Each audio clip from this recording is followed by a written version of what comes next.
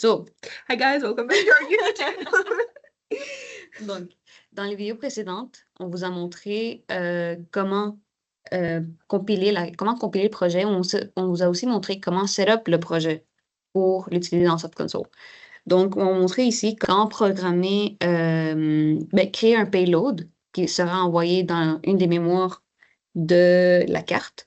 Ça pourra être envoyé dans une carte SD ou ça pourrait être envoyé directement dans la mémoire eMMC, dans laquelle on peut écrire à partir de un câble micro USB qu'on connecte ici. Donc, pour télécharger l'exécutable qui est utilisé pour générer le payload, dans le fond, on va aller dans Release, dans le GitHub du HSS. Ensuite, ici dans Release, on va prendre le release. J'ai mal cliqué, on regarde toutes les releases. On va aller chercher celle de 2025.03. Et ici, il y a le zip contenant toutes les binaires du HSS Payload Generator.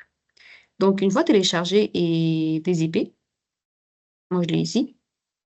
Si on vient ici, on va dans Binaries. Ici, on a que le HSS Payload Generator.exe, c'est lui qu'on va utiliser. On a déjà un YAML de config qu'on va montrer ici, mais qui n'est pas encore dans le GitLab. Donc, ici, on peut set le nom de l'image, on peut configurer les adresses les entry points de chaque cœur et d'autres configurations ici. Il faut s'assurer que dans les payloads qu'on va créer, le nom qui est ici correspond au nom du fichier résultant de la compilation. Donc, dans notre cas, c'est le base sd.elf qu'on a. Fait que maintenant qu'on a le fichier de config fait, ce qu'on peut faire, c'est ouvrir un terminal ici. Donc, on ouvre dans le terminal.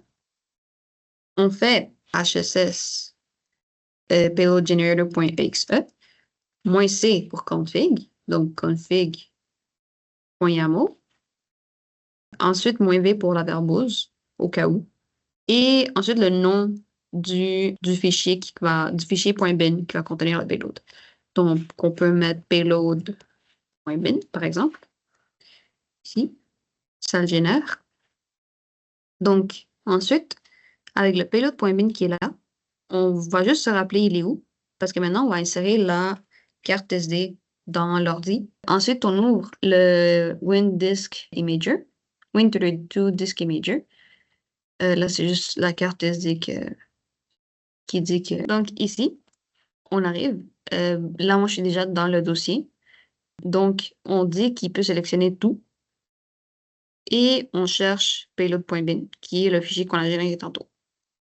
Donc, on l'ouvre. On l'écrit. On dit yes. Écriture réussie. Donc, on peut extraire, pour être sûr, la carte SD. Éjecter. Maintenant, ce qu'on va faire, c'est la mettre dans le socket pour la carte SD avec l'adaptateur.